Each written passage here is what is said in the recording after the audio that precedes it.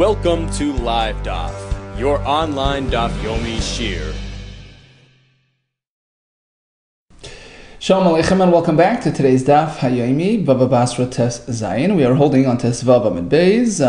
Let's start 4 lines from the bottom. So the Satan tells Hashem, look, Eoiv appears to be very righteous, but that's because he's riding high on the wave of success. He's having a very successful life, lots of bracha.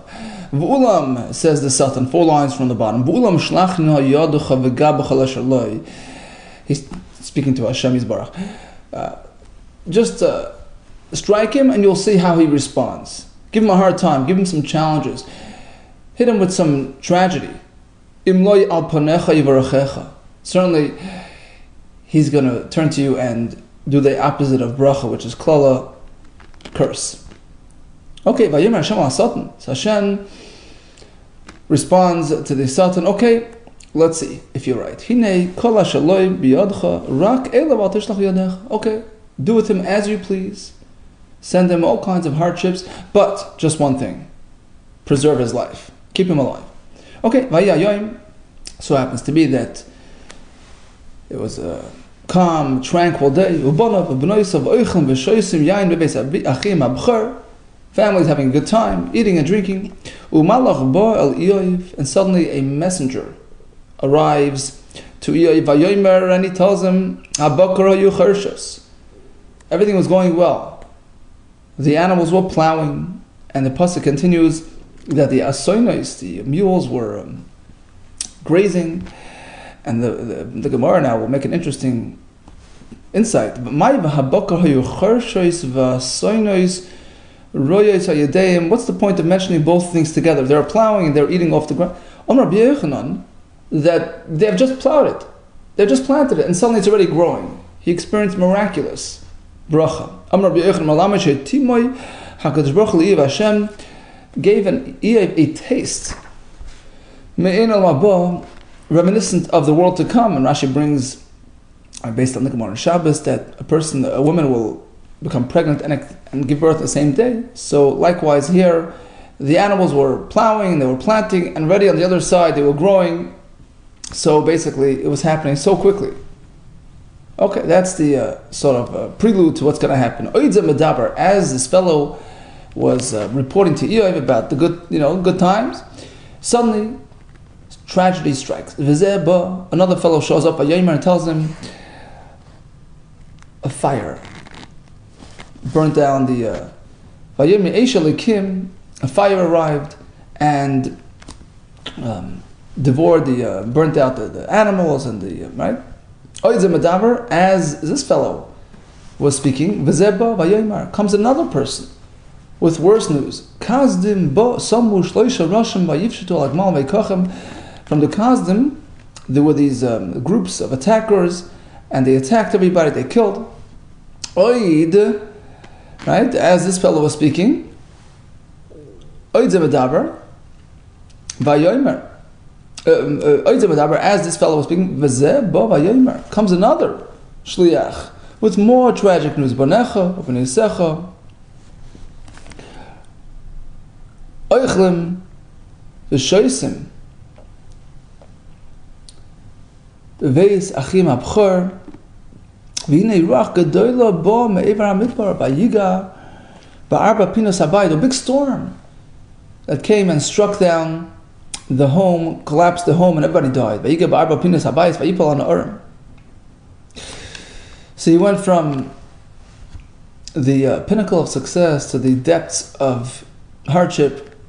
Vayakam, how did the Eoiv respond? Vayakam Eoiv, he got up and he tore his garment. Vayikras Me'iloi did kriya. Vayagos es Roishai, and he pulled his hair out of his head.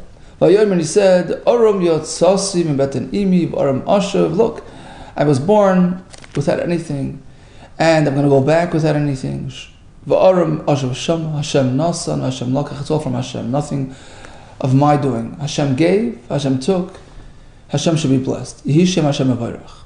So he responded, apparently pretty good. B'chol zois, despite all all his tragedies, lo chata Eov v'lo nosan tifla. Tifla means foolishness. He did not express any foolishness at Elokim. So he expressed himself properly. It so happens to be that it was now Rosh Hashanah. Vayavayu bnei Elokim misyatzev. So all the malachim came. They came to Hashem. Basically, they were going to, be involved in the judgment of the world. Once again, Hashem turns to the Satan. Where are you coming from? Vayana Satan v'es Hashem v'yayimar. Satan responds, Mishayt ba'aretz. I took a world tour. Amar Lefanav, and he tells Hashem, Ribono shel olam, Shatati b'chol ha'olam. I went through the entire world of Elam Atzasi.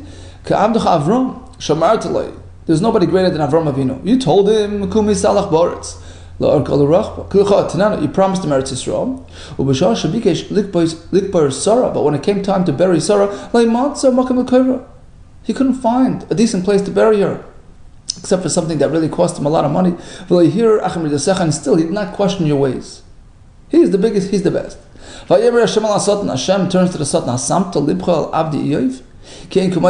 What about my loyal servant Eov? He's amazing.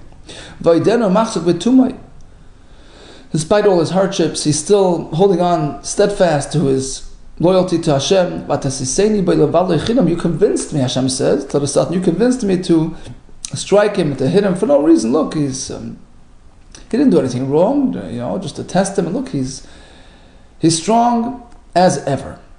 If not for this pasuk having been written in this fashion, it would be impossible to say this. Like Hashem is saying, like, you convinced me, right?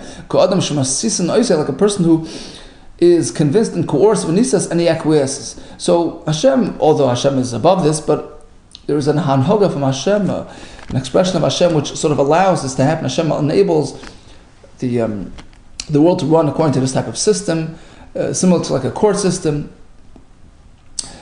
And interesting, I saw one of Farshim explains that Eov's intention was actually to, his whole agenda here was actually to highlight Avram Avinu's greatness. He was going to show Hashem that Eov was secondary. He would not be able to withstand the most difficult nisyonis. So, although it seems like he was presenting Eov as the biggest and the best, but he was just trying to have Hashem give him some tests, and to prove and to show through that Avram Avinu was really the best. Okay, Maslisa Tana, in a brisa we learned about the shenanigans of the Tzahara of the Satan. He wears many hats. He comes down to this world and he instigates a person to do something wrong. He fools him, he gets him to deviate. And then what does he do? So he convinces the person to do something bad. It's the best thing for you, it's the biggest and the best. And he goes up to Shemayim, Umargis. And he gets Hashem upset at him. So he prosecutes the person for something that a person did due to his coercing that person to do so, right? So you see how he... Noitel Rishus. Then he goes up to Shemaim and he gets permission to kill the person. He's the Malach HaMavet. Noitel Neshama. Okay, Vayana Satan Hashem Vayemar. So back to the conversation. Satan responds to Hashem. You think Eov is so great. Vayemar, he says like this. Typically, a person is willing to give up everything to protect his life. Life is, right, ultimate. So let's see how he responds when you strike him personally, which hadn't happened until now. It was his animals, his family, his property. Strike him personally. And see if he responds with a bracha or a klala. Okay, he's in your hands. But preserve his life. Make sure he stays alive. So Satan leaves. And he strikes Eov, full of shchin, boils on his person. We think Eov now had a hard time, but Satan was in an even more difficult predicament because he was striking him, but he had to keep him alive. So he had to know that, keep that distance. It's like a mashal of a master who instructs his servant, break apart this barrel, but preserve its wine, preserve its content. Further on the topic of the Satan. Who's Satan? He's the Satan who prosecutes in Shemaim. Hu Yetzahara, who tries to get a person to deviate. Who malach hamavis, who ultimately takes a person's life. How do we know? Who's Satan? Hashem, so he's called Satan. Who Yetzer Hara? How do you know he's the same force called the Yetzer Hara? In the beginning of Bereshit, describing the Yetzer Hara, it uses the word rak. And likewise over here it says rak elav tishlach yadecha. So we see that Satan is the Yetzer Hara as well. And likewise, who malach hamavis, he also has a third job. He's a malach hamavis. Achas nafshei shmar. Hashem instructs him to preserve Eve's life. Apparently, it's within his ability to take lives. Amar b'levi Satan u'penina l'shem. Here's the Gemara. Satan u'penina l'shem shemayim niskavnu. You should know that all of the Satan appeared to be bad mouthing, and trying to get, but really he meant l'shem shemayim. And also Penina, when she needled her co-wife Chana over there by the story with Shmuel, right? Elkanah's wife. Satan. What was the Satan's agenda here? He really meant well. When he saw that Hashem is sort of leaning towards Eiv and praising him, Amar, he says, Chas v'shalom, how could this be? Minshile l'rachmunusei d'Avram? He's going to abandon the love for Avram? He's going to replace Avram with Eiv? What's going to be with these chus avos for Klal Yisrael? So he stepped in and he tried to highlight Eiv's weaknesses versus Avram's greatness. And likewise, Penina. She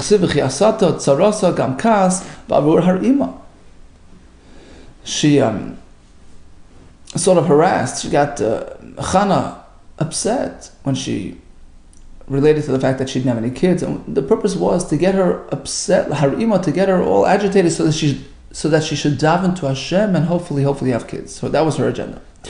Darsha.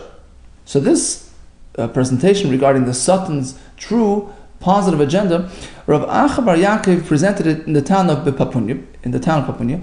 Also Satan Nashke al Kari, and suddenly the Satan shows up and kissed him on his feet.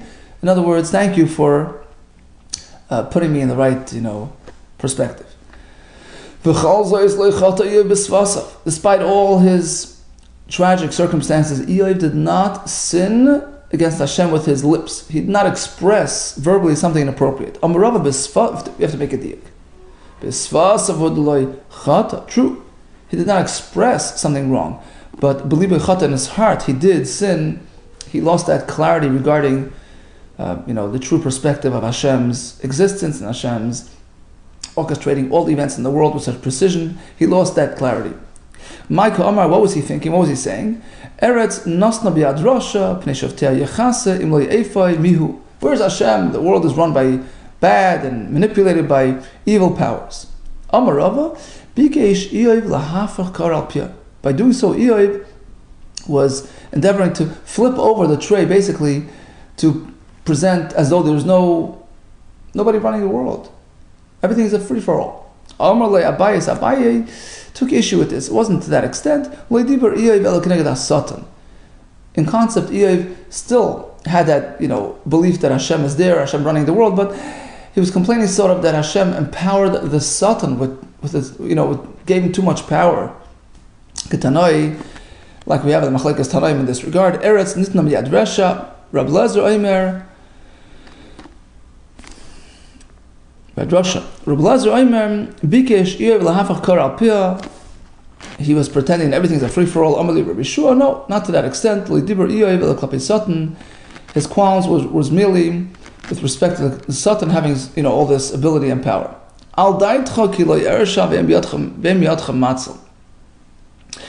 So basically, he was saying to Hashem, look, everything all evil that's done, all sins are all pre-planned. Nobody can change their destiny. Amar Rava.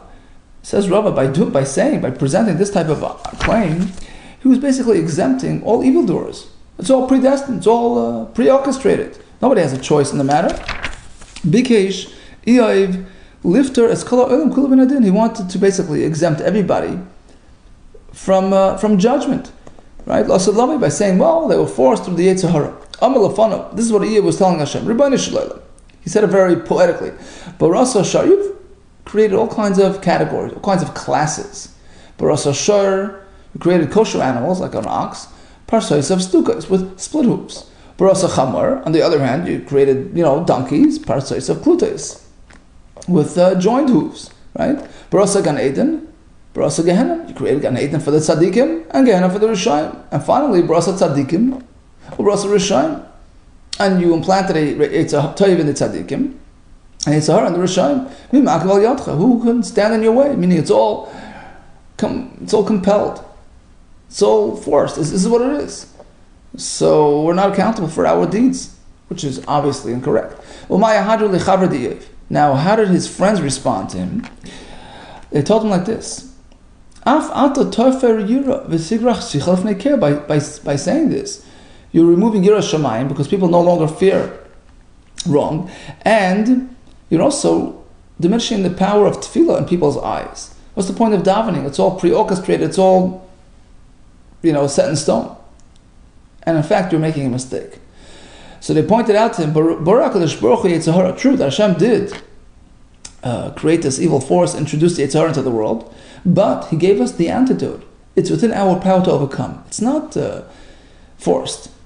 Hashem created Torah as an antidote, Tavlin as a seasoning, as a remedy to fix up, to modify the Yitzhar and channel him in the right direction. Darash Rabba, Maidach says, so Rabba presented on the following pasuk.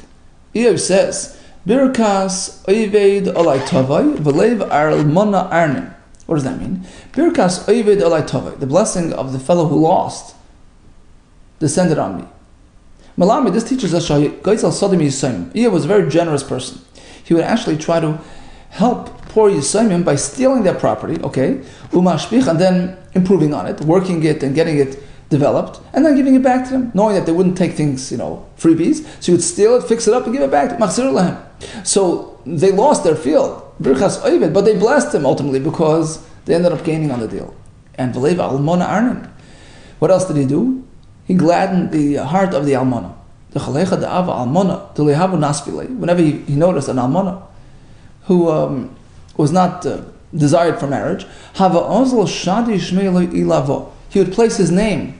He would sort of associate with her. Well, she's my relative. Well, I'm the shadchan, and this would increase her popularity. This would cause people to marry her. Eov continues. Lu shokel yishokel kasi v'havasi b'moiznayim yisu yachad. If you would only, he's telling Hashem, if we would only weigh my sins, my wrongdoings, right? Opposite the hardships and the difficulties that I'm experiencing, let's see which one is more. So he's basically challenging Hashem. Amar Rav, Rav says this is an inappropriate expression. Afra, dirt, the pumadiv should be placed in Eiv's mouth. Chavrusa kal b'shmaya. This is how you debate Hashem. This is the way you speak. Eov continues. Lo yesh beinenu mochiach. If only we had somebody, a mediator between us. Yashes yadei al shnenu. He'll be able to, figure out, who's in the right, so to speak. Amarav, once again, this is totally inappropriate. Afra l'puma de'Eov klum yesh eved shemechechas. Rabbi, since when does an eved, speak and challenge his Rebbe like this? Bris karati la'enoi umazboin al basula. Eov is wondering, why am I experiencing all this hardship? Am I not righteous? I was careful with preserving my eyes and I keep my gaze away from women, right? Amarabam, Afra l'puma de'Eov. Again, this is inappropriate. True. He avoided gazing at other women. Avram Avinu, but Avram was on an even higher level. He avoided even focusing on his own wife. How do we know? Right, on the way down to Mitzrayim, Avram Avinu noticed her beauty. He said, oh, now I see. We have to be careful. Apparently, until this moment, he didn't really appreciate her looks. Eov was saying, look, just as a cloud disappears, likewise a person who goes down to the grave never returns. This was an expression that denied the existence of resurrection of Tchias HaMesim.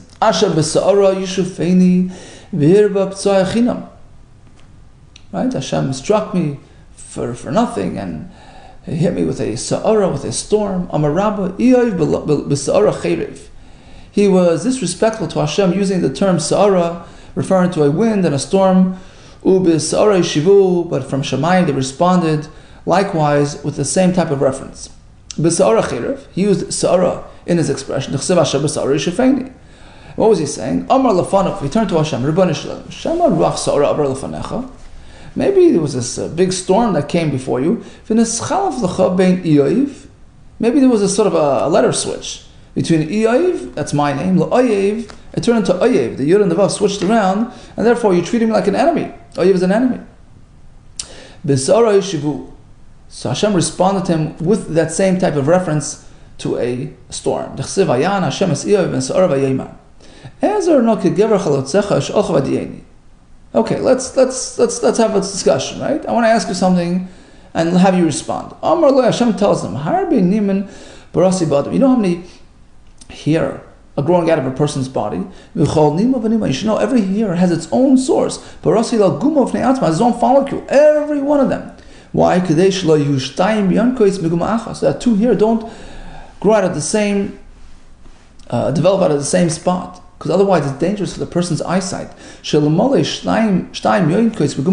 both hair come from the same source, it will affect his eyesight.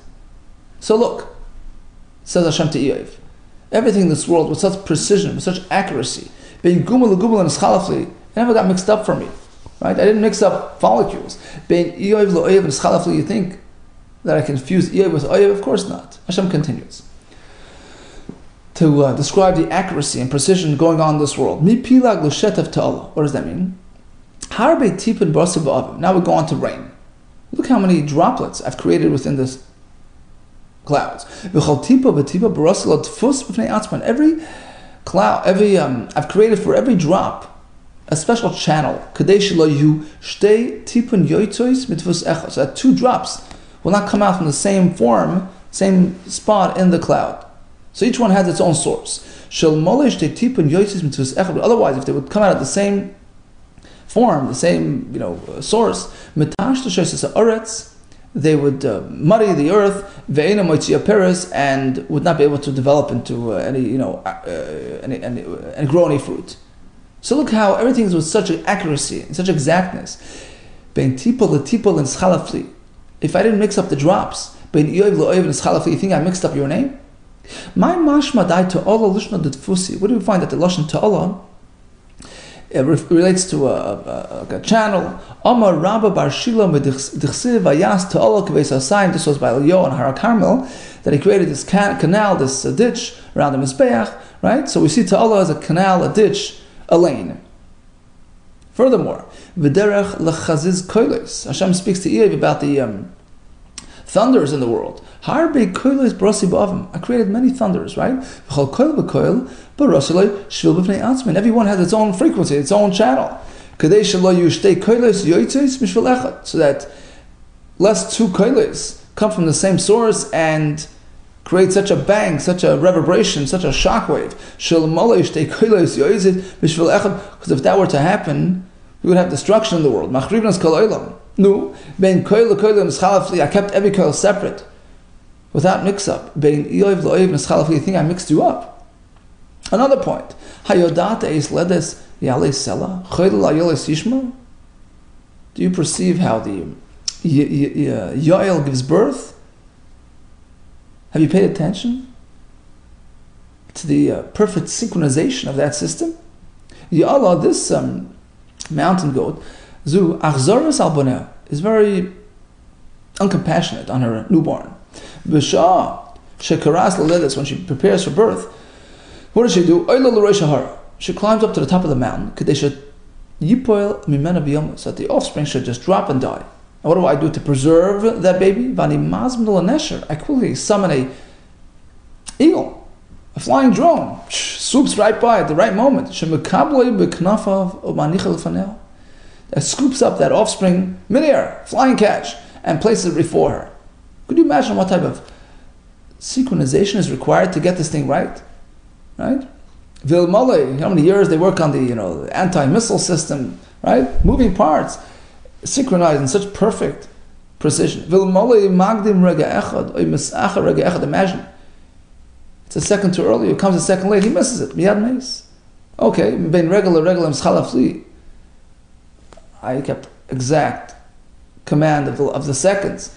Ben Eoiv le'oiv neschalafli. You think I mixed up the names? Eoiv to oiv? Of course not. One more point. Chayil ayola is tishma. What is that? Ayola zu rachmat sar. So again, this ayola animal, the womb area is very tight. B'shah shekaras ledes. When she prepares for birth, how does the rechem dilate? And imazmla darkoin. I quickly summon this like snake. Shemakish b'es rechem that strikes her on that spot, and it loosens up misrapa moila, and she gives birth. Imagine if it comes a second too early or late. Immediately she dies. Ben regular and schalafli. I orchestrated this perfectly, without missing a beat. Not even a second early or late. Ben Eoiv le'oiv v'schalafli. So look, don't be silly. It's all orchestrated with precision. It's all for the ultimate goodness. I orchestrate everything. I run everything. Eoiv le'oiv b'das yidaber. So the pasuk says, yeah, Eoiv was not speaking rationally with dvarav le'bahaskel. He wasn't speaking with intelligence. What's the point of bringing this out? Amarava, this was actually a positive point. Alimut schus on Eoiv. Mikan, we learn from here, she'ein adam nitvas b'shas tsarai. You can't hold a person fully accountable for what he says in a moment of difficulty. So Eoiv had three very loyal friends, and they all came running when they discovered that he's going through a hard time. And they all lived in different places, and they converged all at once. Who are these three people? Alifas at-Teimani, number 2, Ubalda Dashuchi, number 3, B'Tsefer Namasi. Vayevadu, Yachtav, Lovoi, Lonudloi, Lanachma, they all converged together at the same time to comfort him, to console him. Mai Vayevadu Yachtav, what does this mean? Amar Rabbi Yehuda, Amar Rabbi Lama, they all came in simultaneously through the gateway into the city, which is amazing because they lived in totally different places. Vatana, we learned in the Brayso, Ben Kol Echad Ve'echad Shlosh Meis Parsi, they lived humongous distance from each other, 300 parsa from each other. So how did they in fact know that this was going on? Munava Yadi, they didn't have emails. Igad Amri, some explain, Klila Havalu, they had this personal crown. They made this crown with images of all their friends, and when the image would darken or whatever, it would look, so then they would realize that this friend is going through a hard time. Because Amri, some explain Iloni Havalu, they had these trees planted, one per friend, and Vikivan the Kamshi, when the fellow looked in his backyard and he sees that, Eoiv's tree is, wilting, Havayadi, they would know there's trouble. Amar Rava, Hainu Inchi, this explains the common phrase. People use, Eoiv's club, Eoiv's friends, as the gold standard, as the highest level of friendship. Oy Chavra, a person should have a friend, Kechavra the Eoiv, as loyal as Eoiv's friend, either that or Mesusa or death. Gotta have good friends to keep you in line. Okay, now we go over to a pasuk in Noach, Parshas Noach. Vayike hachel ha'adam in Bereshis. Vayike hachel ha'adam lo'rev al pnei adama u'bonois yudelahem. So the pasuk describes the daughters that were born, and the pasuk uses the term lo'rev al pnei adama. We have two ways to explain. Rabbi Yehuda Amar Ravia ba'loilam. Bonois are associated with Ravia, with giving birth. So they were the catalyst of the increase in, civilization on this world. Rish Lakish Amar Mariva ba'loilam. Actually, it's a negative connotation because the arrival of the Bonois brings Mariva, marriage associated, with agreements and discontent and all kinds of issues. According to you, that's a positive connotation. Oh, this takes us back to our topic. After he went through all this tzaris, Hashem gave him back his bracha and actually double the earlier bracha that he had. But one thing stayed the same: the number of his daughters. He only had 3 daughters to begin with, and he had 3 daughters again. If it's so good to have daughters, so why weren't they doubled as well? Omar Loi, so he told him, it's true. He didn't have more of them, but their beauty was doubled. Vayiloi shiv'ana banim, ushalish banis. He still only had 3 daughters. Vayikra shem achas Yemima. One was named Yemima. V'shem hashen is Ketzia, the second Ketzia. V'shem hashlish is Karen Hapuch. And the Gemara explains, they're all relating to their beauty. Yemima means beautiful as the day, as the sun. Ketzia means she was fragrant like this fragrance. Karen Hapuch, what does that mean? Amr Dver B'Shila, Shadoima, the kind of the Keresh. She appeared like the horn of this Keresh animal. Mechaychel of Marabah. Eretz Yisrael, they laughed at this. What do you mean? Karna the Keresh, this specific horn, the Kusi is actually not very pretty. Ella Amar Rav Chizah, rather Rav Chizah says, Karen Hapuch means Kikurkuma de Rishka b'minei. Shenemar Kisikri Bapuch. There's this type of charkim, a saffron, this pretty charkim, and the one that grows in the garden is the nicest, is the best. So basically, it relates to that type of phenomenon. Reb Shimon Reb Shimon, the son of Rebbe Yisraelida Barta. So one day, Malatov, he had a daughter. Havaka Cholosh Dat, he felt bad because he didn't have a son. He wanted a son. Amar Alei Avo. So Rebbe tells his son Reb Shimon, Revia Ba'Loilam, be excited. A girl, she brings about Revia, increase in the world, and it's a positive thing. Amar Alei Bar Kapara. So Bar Kapara turned to Reb Shimon, Tanchum shel Hevel. Nichamcha avucha. Your father just comforted you, empty comforts. Because really it's not a positive thing. The Sanya, as we learned in the Brisa, the world cannot function without both genders, right? Ella, but lucky is a fellow who has a household full of boys. Woe to the person who has girls. By the way, I saw from the Meiri, he says that Banim and the Kevas isn't necessarily referring to literally the boys and the girls. It means like this, that Ashrei mi, he goes like this, Ashrei bi shabanav mushlamim, v'oiloi lemi shabanav pchusim v'chaserim k'nekeva. He says, it's about quality. A person could have boys that are like, not very productive, right? Banav pchusim v'chaserim, and we use a cave as a reference to that, right? Not successful, and then we have a person who's banav scharim, who has active and successful boys, and some actually added another twist that a person sometimes could have girls that are doers, that are successful, and they have they have the zachar element to them. So it's all about quality. It's not necessarily about gender. Interesting twist from the Meiri in Kedushin DAF Pei Beis Amud Beis. Okay, for all those amongst us who have fun of the caves. Okay, continues the Gemara. Likewise, the world needs all types of craftsmen. We need the basam, the perfume producer. We need the bursi, the tanner, the leather tanner. It's not really a very pretty job. Lucky is a fellow who's a basam, as opposed to the fellow who's involved in processing leather. Kitanoi. This question of how to relate to a daughter is a machlekes tanoi. Hashem berachs Avram bakoil. Hashem blessed Avram with bakoil. What is that? My bakoil. Rabbi Omer shelo yosel bas. He only had sons and not a daughter. Rabbi Yehuda Omer shelo bas. Actually, he had a daughter. So it's good to have a daughter. Others explain, in fact, bas hoiseloi la Avram. He had a daughter, and this was her name. Bakoil. That was her name. Bakoil Shema.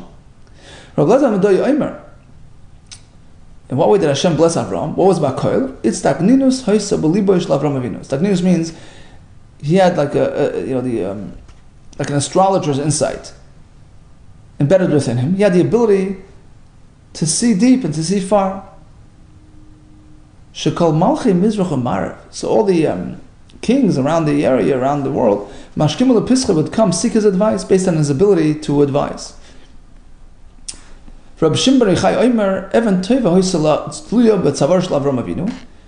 It's referring to another phenomenon. He had this stone, this precious stone, hanging around his neck.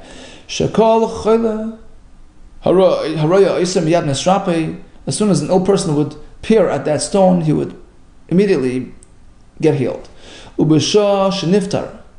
Avram Avinu Minayla, when Avram passed away, Tala Kadosh Baruch Hu Begal Cham Hashem embedded this ability Begal Chama into the sun to provide healing and refuah. Amar Abaye Hayadam Inshi. This corresponds with the common saying Idli Yoima, when the sun rises, Ilik so the illness lifts as well, it gets lighter. Davar Achar, another point, and what the pasuk means when it says Hashem blessed Avram with Bakoil, Shlei Murad Esav B'Yamav. That Esav did not rebel, did not go off the path during Avram Avinu's lifetime. Right afterwards, but not during his lifetime. So he experienced that sort of nachas. Davar Achar, another aspect, Sha'asa Yishmael Teshuva B'Yamav. Yishmael came back and repented during Avram Avinu's lifetime. Where do we find these things? Shlei Murad Esav B'Yamav. How do we know that Esav waited until Avram passed away?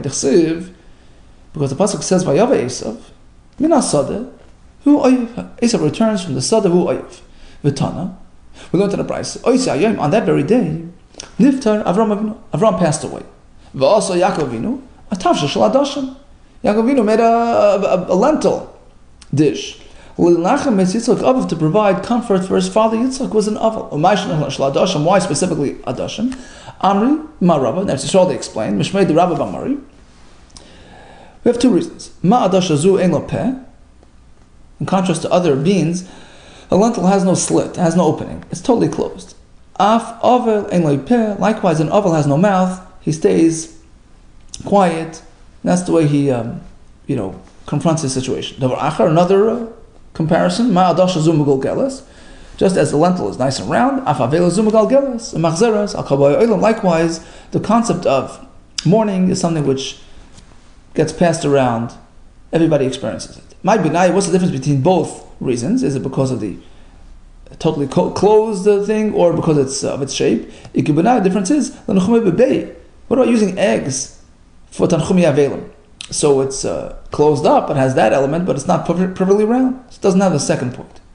On Rabbi Yechon, chamesh averos, no less than 5 grave sins, avar oisei rasha b'oisei hayom, were committed by Esav on that very day, after Avram Avinu passed away.